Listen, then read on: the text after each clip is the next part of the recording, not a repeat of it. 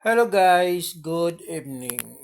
Ah, content lang ako ha kasi medyo sa mga nababalitaan ko lang tungkol kay Diwata, baka sabihin niyo naman, ko-content naman ako dahil kay Diwata para kumita. Hindi. Sasabihin ko lang dito yung aking nararamdaman tungkol sa kanya na yung mga karanasan niya na paghihirap at yung mga pangapi ng ibang tao na nagsusumikap na nga siya para makaahon tapos ang dami pang baser, ang dami pang mga naninira sa kanya. Naawa ako sa kanya, alam mo. Kasi ang dami niyang karanasan dito sa Maynila na lumuwas nga siya dito sa Maynila para maghanap buhay o para tulungan yung sarili niya na makaahon. Ngayon, meron namang mga tao talagang hindi mo maintindihan kung naiinggit ba o ano. Katulad nitong video niya na na dati-rati nangangalakal siya, nagtitinda siya sa mga tabi-tabi.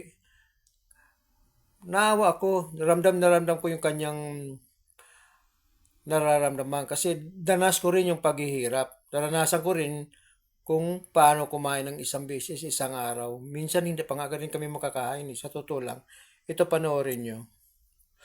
Panoorin nyo itong video niya kasi Alam mo yung naiyak ako pero ayoko sanang umiyak kasi ang pangit po sa camera kaya niwasan ko umiyak. Ayun, yung karanasan sa buhay siguro na parang hirap ibalik. Alam mo yung nangangalagal ako tapos oh, 'di ba? Mahirap talaga ibalik yung buhay mo. Kasi siya nagsisikap talaga. Nagsisikap siya kung paano niya iahon yung sarili niya.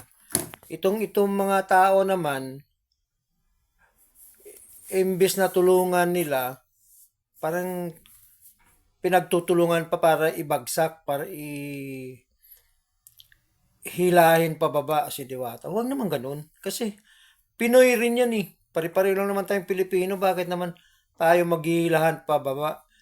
Magtulungan tayo. Kasi kagaya ng babae na kumain doon sa parisan niya, naubos niya naman yung pagkain. Bakit sabihin niya na walang lasa? Lahat-lahat na lang ng niluluto ni Diwata, walang lasa. Pero naubos niya. Di ba? Tapos meron naman isang lalaki doon na parang bading-bading yata. Pag kumakain, akala mo napakahinhin, hindi mo maintindihan eh. Huwag ganon. Basta pag Pinoy, tulungan tayo, hindi yung maghilahan. Kasi ako, naranasan ko rin yun, yung hirap. Sa totoo lang, ang hirap talaga. Swerte lang si Diwata kahit papaano, naiahaw niya yung sarili niya at marami rin siyang natutulungan.